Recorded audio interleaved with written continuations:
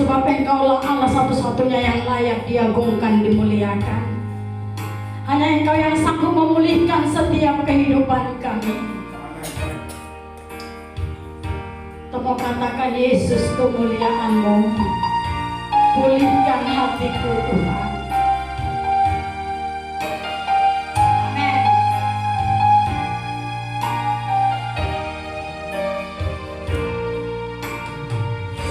Yesus, kemuliaan-Mu pulihkan hatiku. Yesus, kemuliaan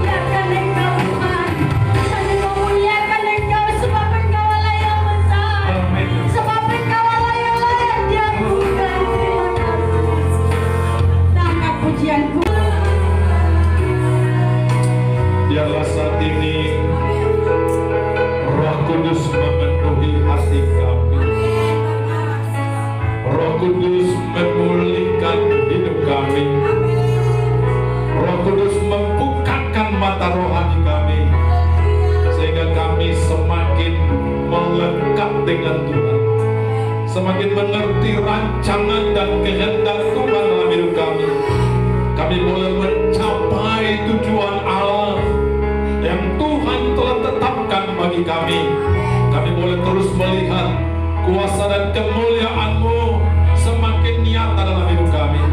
Terima kasih Bapa. Saat ini berfirmanlah bagi kami semua. Urapi hamba-Mu, taruh firman-Mu di atas bibir mulut hamba, sehingga apa yang kami dengar bukan hikmat dan pengetahuan manusia semata, tetapi adalah firman yang datang dari ilham Roh Kudus. Dan kami percaya ketika firman diberitakan tidak akan pulang dengan kosong, tetapi Kau akan mengerjakan seturut dengan kehendak-Mu. Semua kami diberkati. Kami akan semakin melihat betapa Allah sangat baik bagi kami, memampukan kami bersyukur dan bersukacita dalam segala situasi, karena sesungguhnya Tuhan sangat baik. Di dalam nama Yesus Kristus, terima kasih Bapa. Kami buka hati kami dengar firman Tuhan. Dalam nama Yesus, segala kekuatan iblis, kuasa kegelapan apapun bentuknya, ingin mencoba mengganggu pemberitaan firman Tuhan, kami tolak, kami tinggi, kami usir. Dalam nama Yesus, tinggalkan tempat ini. Terima kasih Bapak. Haleluya. Amin. Amin. Silakan kembali duduk. Shalom. Kita bangga dan bersuka cita karena Tuhan kita Tuhan yang hebat, Tuhan yang dahsyat, yang tidak pernah berubah dulu, hari ini, dan sampai selama-lamanya. Tuhan mau agar kita terus bersyukur, bersukacita dalam segala situasi yang kita hadapi. Tuhan punya rancangan yang indah bagi kita, dan Dia memiliki tujuan yang sangat spesial untuk kita boleh sampai kepada rancangannya dan kita dibawa kepada kemuliaannya. Mari kita buka bersama-sama Alkitab kita di dalam Ibrani pasal yang ke-12 ayat yang pertama sampai ayat yang keempat. Demikian bunyi firman Tuhan. Ibrani pasal 12 ayat yang pertama sampai ayat yang keempat. Karena kita mempunyai banyak saksi bagaikan awan yang mengelilingi kita, marilah kita menanggalkan semua beban dan dosa yang begitu merintangi kita, dan berlomba dengan tekun dalam perlombaan yang diwajibkan bagi kita. Marilah kita melakukannya dengan mata yang tertuju kepada Yesus, yang memimpin kita dalam iman dan yang membawa iman kita itu kepada kesempurnaan, yang dengan mengabaikan kehinaan tekun memikul salib ganti sukacita yang disediakan bagi Dia yang sekarang duduk di sebelah kanan tata Allah. Ingatlah selalu akan Dia yang tekun menanggung bantahan yang sehebat itu terhadap dirinya dari pihak orang-orang berdosa, supaya jangan kamu menjadi lemah dan putus asa. Amin. Allah memiliki tujuan untuk hidup kita, dan Dia memakai segala peristiwa yang kita hadapi untuk dapat mempersiapkan kita, dapat semakin mempertajam langkah kita, sehingga kita dapat menyelesaikan semua rancangan dan tujuan yang Tuhan telah tetapkan bagi kita. Tujuan secara umum bagi kita orang-orang yang percaya, yang Tuhan tetapkan yang pertama agar kita menjadi saksi Kristus. Allah mau supaya kita semua dapat menjadi saksi Kristus melalui sikap, tindakan, perkataan, dan perbuatan kita. Kristus dapat menjadi nyata dalam hidup kita. Ini yang pertama yang harus kita pahami, ini secara umum, bahwa setiap orang yang percaya, setiap anak-anak Tuhan, bahkan sebenarnya setiap manusia, supaya manusia itu dapat menjadi saksi, dapat melalui sikap, perkataan, tindakan, dan perbuatan kita, Kristus menjadi nyata dan orang lain dapat melihat Yesus dalam hidup kita. Orang lain dapat melihat Kristus hidup dalam diri kita. Karena itu orang yang percaya adalah representasi kehadiran Kristus dalam dunia ini. Gereja Tuhan dikatakan sebagai tubuh Kristus, yang berarti bahwa lewat gereja Tuhan maka dunia dapat melihat hadir Yesus di tengah-tengah dunia ini.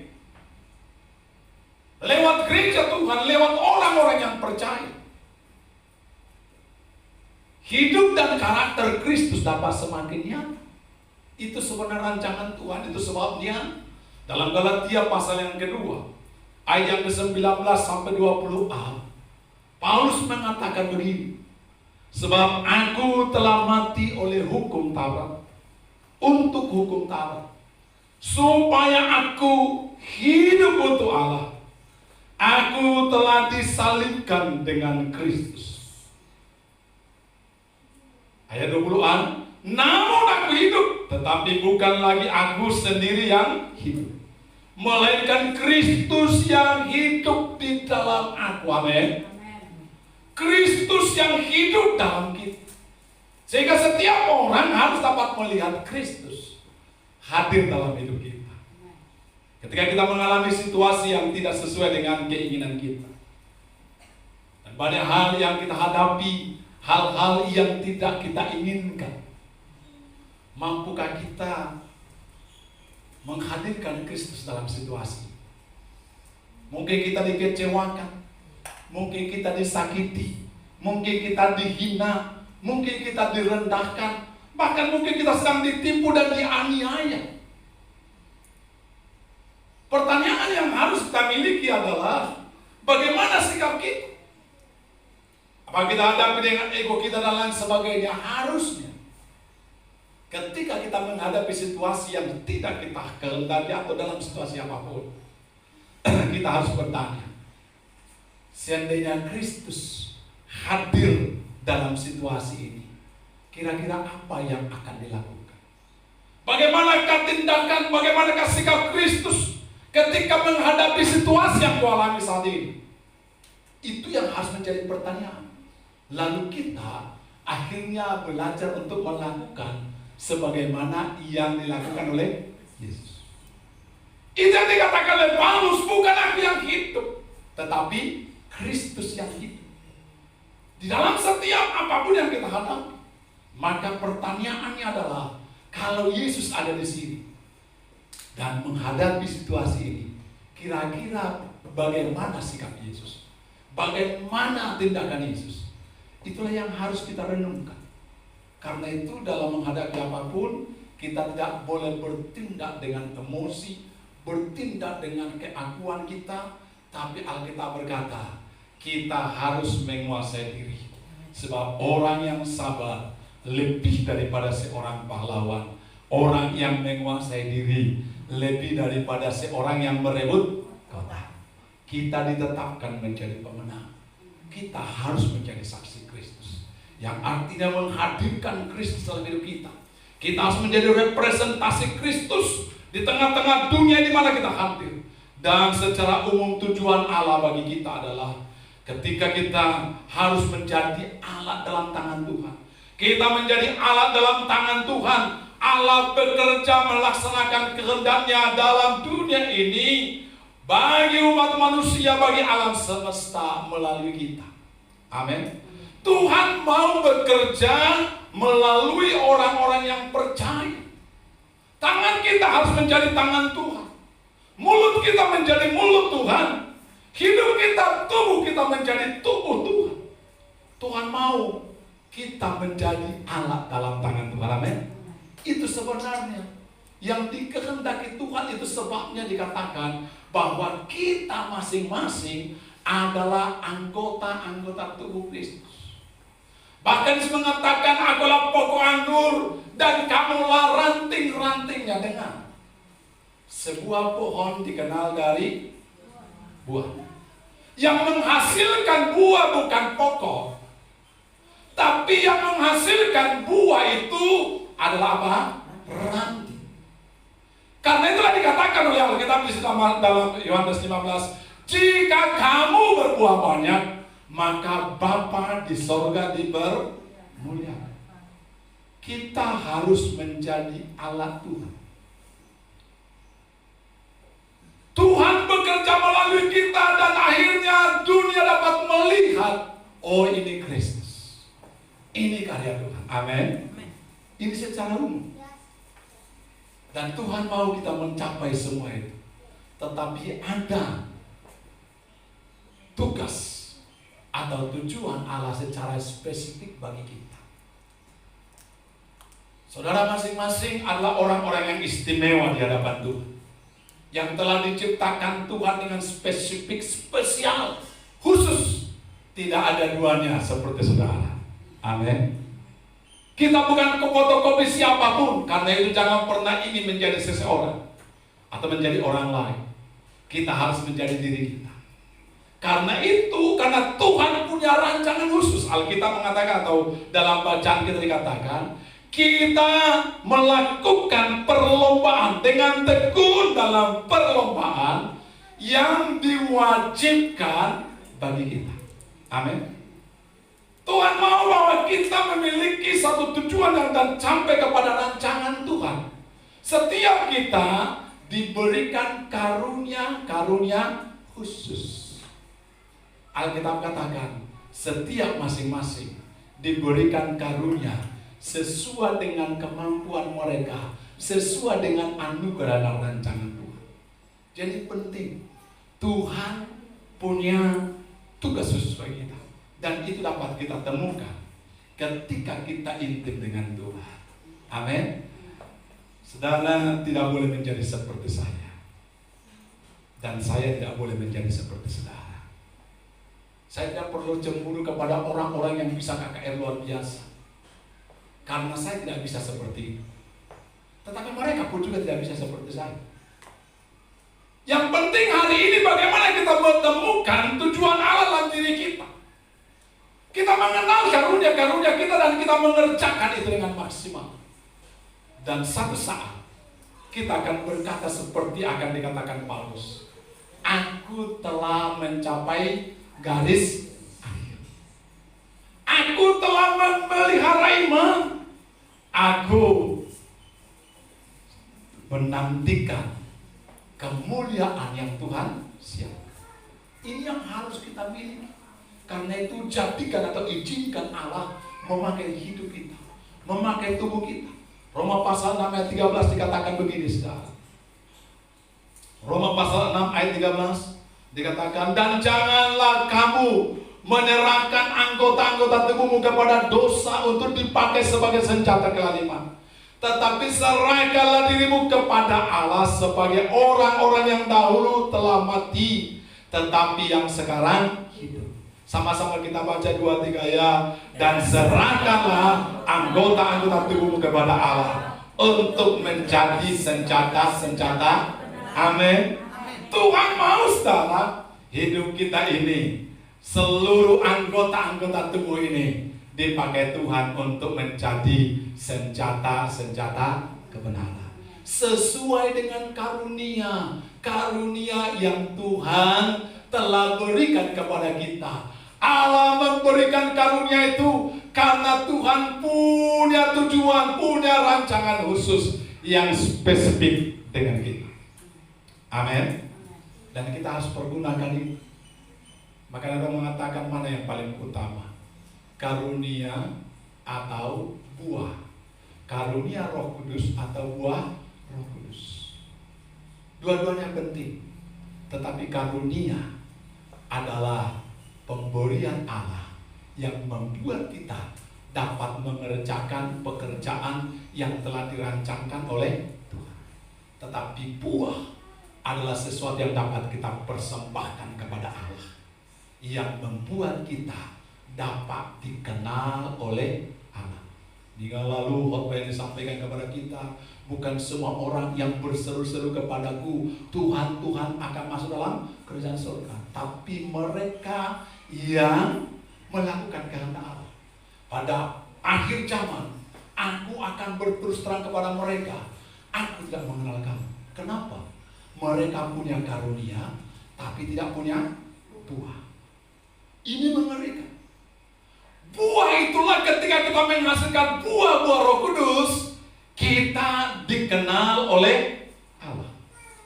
Dan Allah memberikan karunia-karunia kepada kita supaya kita dapat melakukan kehendak Allah dengan harapan bahwa kita pun juga menghasilkan buah. Amin, saudara. Jadi kita harus tahu Tuhan punya rancangan bagi kita. Rancangan secara umum agar kita dapat menjadi saksi, agar tubuh kita dapat dipakai menjadi alat senjata kebenaran. Dan temukan di mana saudara diberikan Tuhan karunia, laksanakan itu. Saudara tidak boleh ingin menjadi seperti orang lain, karena kita adalah ciptaan yang sangat spesial. Dan syukuri, jalani, dikatakan perlombaan yang wajib kita lakukan. Bersyukur tadi Ibu Mama Joshua tetap ingat panggilannya. Melayani Tuhan adalah sebuah kehormatan. Sekecil apapun itu, kalau kita dipercayakan Tuhan melayani, itu adalah kehormatan. Kita harus lakukan dengan maksimal. Dan setiap anak Tuhan harus punya kerinduan melayani Tuhan. Amin. Iya, kita harus punya kerinduan. Bukan hanya tugas daripada seorang pendeta, seorang penginjil untuk melayani Tuhan, memberitakan Injil, tidak. Tapi kita masing-masing, karena apa? Tuhan punya rancangan bagi kita agar seluruh anggota-anggota tubuh kita dipakai oleh Tuhan menjadi senjata-senjata kebenaran. Amin. Kita doakan supaya semua boleh bangkit melayani Tuhan. Nah, saudara, bagaimana supaya kita boleh mencapai tujuan Allah? Sesuai dengan apa yang kita baca tadi, saudara, sehingga kita boleh satu saat berbangga di hadapan Tuhan, dan Tuhan akan berkata kepada kita, sabarlah hai hambaku yang setia. Karena minggu lalu ditekankan bahwa kita sedang menantikan janji itu, dan janji tidak akan lama lagi. Tuhan pasti datang dan kemudian membawa umatnya ke dalam kemuliaan. Orang-orang yang menang, dengar, hanya orang yang menang yang akan masuk ke dalam kemuliaan. Berbahagialah orang yang menang. Baca Wahyu, orang yang menang, hanya orang yang menang. Dan saya percaya kita semua adalah orang pemenang, amin. Bahkan kita lebih daripada pemenang. Nah, bagaimana supaya kita menang? Menang artinya kita sampai kepada garis finish. Kita boleh menyelesaikan semua tugas dan tanggung jawab kita sesuai dengan apa yang Tuhan tetapkan. Maka yang pertama dikatakan tadi, saudara, kita harus menanggalkan beban dan dosa. Dalam ayat yang pertama dikatakan, mari kita berlomba dengan tekun yang diwajibkan kepada kita. Ya, marilah kita menanggalkan semua beban dan dosa yang begitu merintang kita, dan berlomba dengan tekun dalam perlombaan yang diwajibkan. Amin. Apa yang merintangi perjalanan kita?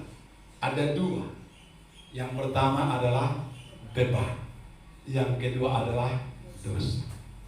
Ini yang membuat banyak orang terpenjara, banyak orang terikat, banyak orang tidak bebas, banyak orang sedang tidak bisa mengalami kemajuan. Karena dua hal ini, ada beban, ada dosa. Hari ini saya sampaikan kepada saudara, kalau masih ada dosa yang mengikat dan ada di hidup kita, kita harus selesaikan, tanggalkan. Caranya apa? Dengan datang kepada Tuhan. 1 Yohanes pasal yang pertama ayat 9 dikatakan, barang siapa mengaku dosanya, maka Allah adalah setia dan adil. Dia akan mengampuni segala dosa kita dan menyucikan kita dari segala kejahatan kita. Amin. Sudah ada, diberikan Tuhan jalan. Memang dalam perjanjian lama Yesaya mengatakan, tangan bukan tangan Tuhan kurang panjang untuk menolong, telinganya bukan kurang tajam untuk mendengar, tapi yang membuat Allah tidak mendengarkan kamu dan membuat kamu terpisah dengan Allah ialah segala dosa, segala kesalahan. Tapi kita bangga umat perjanjian baru, Yesus sudah menyelesaikan dosa kita, sehingga kini kita dapat dipersekutukan dengan Bapa. Bahkan kita setiap berdoa ingat, ya Aba, ya Bapa. Amin. Tetapi hal yang seringkali kita tidak sadar yang membuat kita tidak mengalami pertumbuhan iman, tidak mengalami kemajuan adalah beban. Setiap orang punya beban. Setiap orang punya pergumulan. Tidak ada yang tidak punya pergumulan. Tidak ada yang tidak punya masalah. Karena memang hidup dalam dunia ini pasti kita diperhadapkan dengan kesedihan. Pasti kita berhadapkan dengan tantangan, dengan persoalan. Itu sudah. Tadi di Gerhana Perregensi ada yang bersaksi mengatakan bahwa kami ini sedang mengalami kesulitan ekonomi. Suami saya hampir-hampir dipecat dan sebagainya. Itu pergumulan mereka. Mungkin bagi kami bukan itu lagi, sekarang udah kita lewat. 10-20 tahun yang lalu pergumulan kita di situ. Tapi apakah dengan selesainya semua Tuhan siapkan segala kebutuhan-kebutuhan kita, maka tidak ada lagi masalah? Jawabannya tumbuh lagi masalah yang baru, sudah. Bahkan kadang-kadang lebih pelik, lebih sulit, lebih kompleks, sudah. Setelah dikasih Tuhan, maka kalau kita tidak mengerti bagaimana kita harus menanggalkan segala beban dan dosa kita, kita akan berjalan di tempat. Dan bahkan kita bisa tertarik mundur ke belakang. Alkitab berkata supaya kita dapat memenangkan pertandingan ini, dapat menyelesaikan perlombaan ini, maka yang pertama, tanggalkanlah beban. Amin. Dosa tentu saya percaya kita sudah tanggalkan di bawah kaki Yesus. Tapi beban ini sudah, beban persoalan, beban masalah kehidupan kita. Bagaimana caranya kita menanggalkan beban itu? Yang pertama, supaya kita boleh lepas daripada beban itu sehingga kita tidak bawa kemana-mana. Saya pernah katakan kalau kita selalu bawa masalah kita, ingat terus. Ada nenek mengatakan ketika aku mandi ingat kamu, ketika aku tidur ingat kamu, ketika aku sedang makan ingat kamu. Itu lagi apa, saudara? Lagi jatuh cinta, saudara. Nah, jadi kalau kita selalu kemana-mana kita ingat masalah kita, ingat persoalan kita, ingat pergumulan kita, lagi kita bangun, lagi kita tidur, bangun tidur, lagi makan, lagi mandi, lagi segalanya, saudara, ingat berarti kita lagi jatuh cinta sama masalah kita. Masalahnya lama-lama betah. Aku dicintai di sini kok akan gitu kita. Nah, kita harus belajar dan kita katakan menanggalkan, melepaskan segala beban itu, saudara. Karena yang pertama kita belajar melepaskan beban itu dengan kita pertama menerima bahwa ini adalah beban. Ya, kita harus katakan saudaraku, ini adalah beban yang kita harus hadapi. Kita tidak boleh mengatakan oh gak ada masalah, ada masalah. Kita harus nyata mengatakan ini pergumulanku. Jangan lari daripada masalah, karena masalah tidak akan pernah selesai kalau kita tinggalkan masalah ini. Justru kalau kita meninggalkan masalah di mana masalah akan terus bertumbuh dan berkembang. Tapi kita terima, oh ini ada masalah, ini ada pergumulan saya, ini ada persoalan dalam kehidupan kami. Apa yang harus kita lakukan? Kita terima, kita nikmati betapa sakitnya dikhianati oleh orang. Nikmati, waduh sakit juga lupa nih kalau dia orang lain. Betapa sakitnya ketika ditipu oleh orang lain, sakit juga. Jangan pura-pura nggak tahu kan begitu. Sehingga pada satu saat ketika kita sudah dapat menyelesaikan itu, maka kita dapat menghiburkan orang yang memiliki pengalaman yang sama, mampu berempati dengan orang lain yang memiliki pengalaman yang mirip dengan pengalaman kita. Jadi jangan lari dari masalah, terima itu. Saya sekarang menghadapi, ya. Nah, kita nikmati saudara. Bagaimana bagi itu merupakan bagian perjalanan yang harus kita lewati. Dan kita harus selesaikan itu, ya. Jadi kalau hari ini saudara mungkin kekurangan materi atau kekurangan uang, nikmati. Wah, bagaimana kekurangan uang ini? Saya datang sama Tuhan. Tadi bersaksi di Gerah, dia katakan sampai saya nggak punya uang lagi. Mamang saya ada di rumah. Tapi kemudian saya mau ngutang rasanya nggak. Tuhan izinkan. Saya berdoa. Setelah dia berdoa, setelah mencucurkan air mata, Kemudian langsung ada telepon berdering, dikatakan begini, saya sudah transfer uang sebesar sekian. Lalu kemudian besok juga saya akan antar beras. Dia menangis, Pak. Dia dikatakan sampai matanya bengkak. Karena apa? Karena dikatakan, Tuhan, betapa Engkau sangat baik. Kalau begitu, apapun yang terjadi ke depan, saya percaya Tuhan akan menyelesaikan dan menyediakan segala sesuatu yang saya perlukan. Amin. Ini saudara. Karena seringkali kita sudah berputar-putar di tempat, kita tidak mau menerima masalah dan tidak mau mengakui masalah itu. Sehingga apa? Kita hanya berputar-putar di situ. Mari saat ini terima, oh ini masalahnya, bergumulan. Bagaimana sakitnya nggak punya uang? Bagaimana sakitnya dihianati orang lain? Kita nikmati. Dan kita datang kepada Tuhan sebagai penolong kita. Jangan anggap bahwa masalah yang kita hadapi adalah masalah yang terbesar. Karena Alkitab berkata, semua saudaramu juga mengalami pencobaan yang sama. Dikatakan dalam 1 Petrus itu, semua. Jangan saudara pikir hanya saudara punya masalah. Tapi terimalah itu sebagai bagian proses perjalanan hidup, perlombaan yang wajib harus kita laksanakan. Dan yang kedua, kita belajar untuk mau menceritakan terbuka kepada orang yang dapat dipercaya. Itu sebabnya butuh mentor, butuh kepala jemaat. Kalau ada masalah saudara yang terlalu pelik, nggak usah malu-malu, cerita kepada orang yang sudah percaya, yang tentu dapat dipercaya. Sebab kalau tidak itu menjadi bumerang, itu menjadi gosip. Tetapi saya percaya kita punya orang-orang yang dapat dipercaya, menjadi mentor yang akan membimbing kita. Sebab sukacita dibagi, maka semakin bertambah-tambah. Sukacita bertambah. Tapi kalau kesukaran dan kesedihan itu dibagi, semakin lama semakin berkurang. Itu sudah. Maka kita mau berbagi. Dengan kita terbuka, akhirnya kita merasa plong. Bersyukurlah kalau punya suami istri yang bisa saling terbuka, saling menguatkan. Tapi kalau ternyata dua-duanya saling ketika cerita masalahnya, lalu saling menyalahkan, ini gara-gara kawin, kira-kira apa saudara? Masalah besar, berarti butuh orang lain. Saya bersyukur punya istri yang saya bisa terbuka, yang tidak selalu memojokkan dan tidak selalu menghakimi. Selalu memberikan kekuatan, bahkan memberikan solusi. Sehingga saya tidak perlu terlalu membutuhkan yang lain untuk menjadi orang teman saya curhat. Karena masalah-masalah yang kita hadapi begitu banyak, saudara.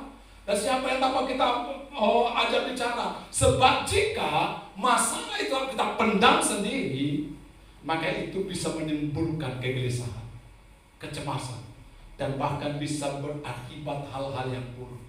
Alkitab katakan menjadi putus, menjadi lemah dan putus asa.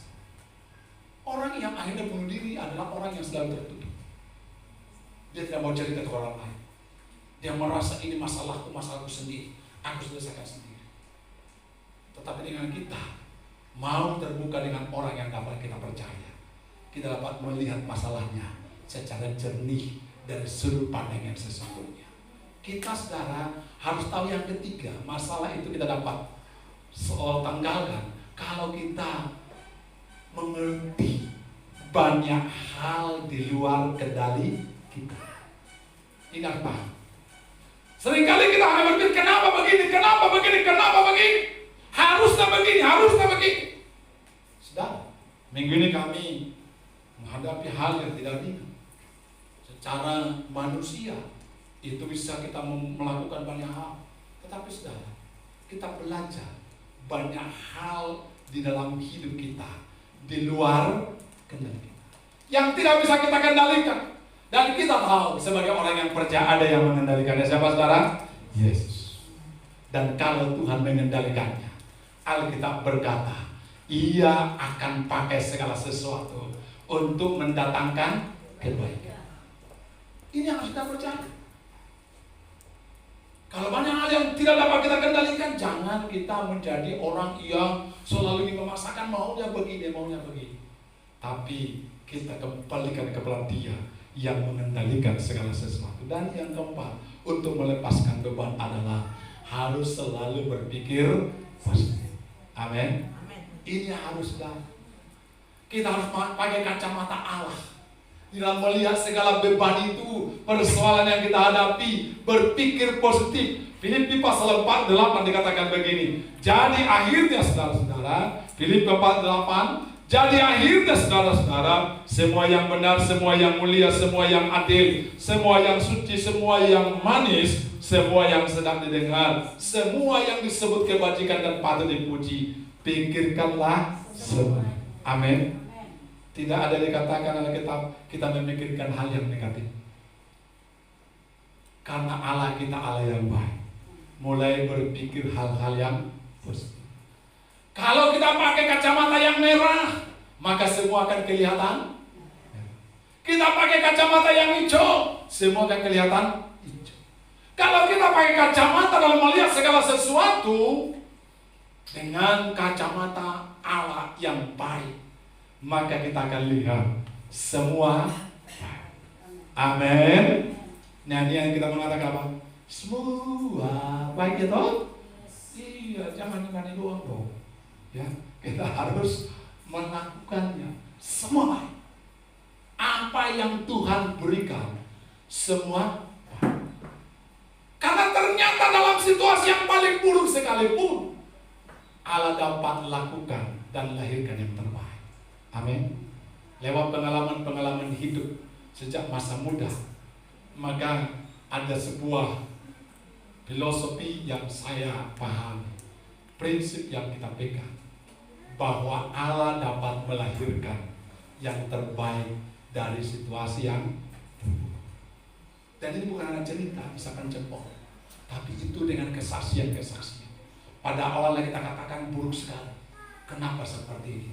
Tapi tetaplah bertahan, ikuti Tuhan, setia, belajar bersyukur. Jangan ambil tindakan-tindakan yang konyol dalam situasi seperti itu. Biarpun rasanya sakit, tapi tetaplah bertahan. Datang di hadapan Tuhan. Dan ternyata saudara, ketika kita lihat Tuhan bekerja, Allah memakai hal yang terburuk itu untuk melahirkan yang terbaik. Amin. Dan saya belajar daripada Yusuf, bagaimana Yusuf mengalami hal-hal yang paling buruk dalam hidupnya, tapi dia tetap setia kepada Tuhan. Akhirnya lahir yang terbaik. Dia menjadi Perdana Menteri. Dia menjadi penyelamat bagi seluruh keluarganya. Dia menjadi penyelamat bagi seluruh bangsa Mesir. Allah mau pakai kita untuk tujuan-tujuan Allah. Karena itu ketika datang sesuatu yang terburuk dalam hidup kita, belajar tetap berpikir yang positif. Jangan langsung panik, jangan langsung emosi, tetaplah tenang. Karena kita tahu bahwa banyak hal di luar kendali kita, tapi Tuhan yang mengendalikan. Yang pertama, bahwa kita menanggalkan beban itu. Dengan apa yang saya suka tadi, menanggalkan beban, terima beban, terima pergumulan, bahwa terima kesulitan itu. Lalu yang kedua, belajar untuk memiliki orang yang dapat dipercaya untuk terbuka, serta percaya bahwa ada yang mengendalikan situasi. Kita tidak dapat mengendalikan semua situasi, tapi ada Tuhan yang mengatur situasi. Dan yang keempat, tetap berpikir yang positif. Lalu yang kedua, saudara, yang harus kita lakukan supaya kita mencapai garis akhir itu dan kita sampai kepada tujuan Allah, dikatakan mata tertuju kepada Tuhan. Amin. Ayat yang kedua, marilah kita melakukannya dengan mata yang tertuju kepada Yesus. Perhatikan, yang memimpin kita dalam iman dan yang membawa iman kita itu kepada kesempurnaan. Amin. Tuhan sedang membawa iman kita kepada kesempurnaan. Yakobus berkata, jika kamu jatuh ke dalam berbagai-bagai pencobaan, anggaplah itu sebagai kebahagiaan. Karena maksud semuanya adalah untuk kita boleh menjadi orang yang utuh, tekun, menjadi utuh, sempurna, tidak kekurangan sesuatu apapun. Amin. Ini yang perlu kita pahami, saudara. Mari saat ini mata tertuju kepada Tuhan, artinya apa? Bahwa di dalam segala sesuatu Yesus harus menjadi model kita. Siapa yang adalah Kristus, ia wajib hidup sama seperti Kristus telah hidup. Seperti yang saya sebutkan tadi, ketika kita menghadapi masalah, maka kita coba lihat kepada Kristus. Gimana kira-kira model yang kehidupan yang dihadapi oleh Yesus ketika menghadapi situasi seperti ini? Lihatlah bagaimana Yesus menghadapi orang-orang yang begitu menyakiti hatinya. Baru seminggu yang lalu mereka mengeluh-elukan, diberkatilah dia yang datang dalam nama Tuhan. Baru seminggu yang lalu mereka membuka jubahnya, mereka meletakkan daun pohon alam untuk menyambut Yesus ketika datang ke Yerusalem. Tapi seminggu kemudian orang yang sama berkata, salibkan dia, salibkan dia. Menghadapi seperti itu apa? Yesus diam saja. Dia tidak melakukan sesuatu tindakan, dan dia tidak maki-maki orang itu dan berkata, kamu tidak tahu diri. Bukankah kamu yang sudah ikut makan bersama-sama dengan orang 5.000 orang itu? Bukan kamu telah melihat bagaimana mujizat? Tidak. Yesus tetap tenang, berdiam diri saja. Ketika ditampar, ia tidak buka suara. Saudara, ketika kita menghadapi situasi yang kita alami, maka mata kita harus tertuju kepada Yesus. Jangan tertuju kepada orang-orang yang berbuat salah kepada kita. Kalau sampai tertuju kepada orang-orang yang berbuat salah, maka yang timbul apa? Coba saudara, yang timbul apa? Emosi, ingin membalas. Dasar kurang ajar, orang tidak tahu berterima kasih, tidak tahu diri. Maka kita emosi, kita marah, dan bahkan bisa bertindak nekat. Tapi kalau kita pandang kepada Yesus yang tekun memikul salib dari orang-orang berdosa, dikatakan di situ kan, yang dengan mengabaikan kehinaan tekun memikul salib, ganti sukacita yang disediakan Allah bagi dia yang sekarang duduk di sebelah kanan Allah. Haleluya. Apa yang kurang bagi Yesus? Gak ada. Tetapi dia mau datang ke dunia ini meninggalkan segalanya. Dan dia hanya datang untuk menolong kita, menyelamatkan manusia. Apa balasannya? Apa orang mengatakan terima kasih Yesus sudah datang untuk menyelamatkan kami karena kami tidak bisa menyelamatkan diri kami dengan dosa ini. Iblis sudah memperbudak kami selama ini. Apakah itu jawaban daripada manusia? Jawaban daripada manusia, salibkan dia. Salibkan dia. Tapi Yesus sudah ngerti. Orang ini dikatakan jangan balas kepada mereka apa yang mereka lakukan, karena mereka tidak tahu apa yang mereka kerjakan. Kasih. Enak? Tidak. Ini dibutuhkan apa yang dikatakan oleh Paulus, menyalibkan daging, aku telah mati. Kita hari ini sedang menuju proses kematian akunya kita. Karena akunya kita yang membuat kita susah. Aku kita harus disalibkan. Yesuslah yang harus ditinggikan. Dalam melakukan semua dengan mata tertuju kepada Yesus. Yesus harus menjadi model dalam kehidupan kita. Dan yang ketiga, ingatlah akan penderitaan yang ditanggung oleh Tuhan. Ayat keempat, ayat yang terakhir saudara, dikatakan di situ, dan dalam pergumulanmu melawan dosa kamu belum sampai. Ayat yang ketiga ya, ingatlah selalu akan Dia yang tekun menanggung bantahan yang sehebat itu terhadap dirinya dari pihak orang-orang berdosa. Dan dalam pergumulanmu kamu belum sampai mencucurkan darah. Amin. Apa yang kita alami ini masih kecil dibandingkan dengan apa yang dialami oleh Tuhan Yesus. Jangan katakan masalahmu besar. Jangan katakan penderitaanmu itu begitu besar. Karena jika engkau melihat kepada salib itu, melihat kepada Yesus itu, maka apa yang kita hadapi itu belum seberapa. Amin. Kok agak bengong? Amin. Iya betul. Kita seringkali saudara membanding-bandingkan diri kita dengan orang lain. Alkitab katakan ingat akan Dia supaya kamu Jangan menjadi lemah dan putus asa. Kenapa banyak orang menjadi lemah dan putus asa hari ini? Karena apa? Karena mereka yang melihat kepada pergumulannya, melihat kepada persoalannya. Maka seperti dikatakan Mazmur pasal 73, percuma aku berbuat baik, percuma aku menolong dia, percuma aku mempertanggungjawabkan kelakuanku bersih. Tapi nyatanya hidupku seperti ini. Orang lain seperti mereka tidak mau tahu dengan Tuhan, tapi lihatlah, mulai saudara, dia menjadi lemah dan putus asa. Kenapa? Dia melihat kepada persoalan, dia melihat kepada orang lain. Tapi ketika saudara dan saya melihat kepada Yesus, saudara akan berkata, terima kasih Tuhan, bahwa dalam pergumulanku, aku belum sampai mencucurkan darah. Persoalan yang kuhadapi ini kecil, masalah yang sedang kuhadapi kecil, karena aku percaya bahwa di balik semua masalah dan pergumulanku ada kemuliaan yang besar. Amin. Mari kita lakukan semuanya dengan menanggalkan beban kita, beban dan dosa, dengan mata yang tertuju kepada Tuhan, dan kita selalu mengingat akan Yesus. Ingatlah Dia, bukan masalah kita yang selalu kita ingat, bukan orang yang menyakiti hati kita yang selalu kita ingat. Ingatlah akan Yesus, maka kita dapat memenangkan pertandingan kita. Kita dapat mencapai garis akhir yang Tuhan telah tetapkan bagi kita. Jadilah pemenang. Amin. Kita datang di hadapan Tuhan.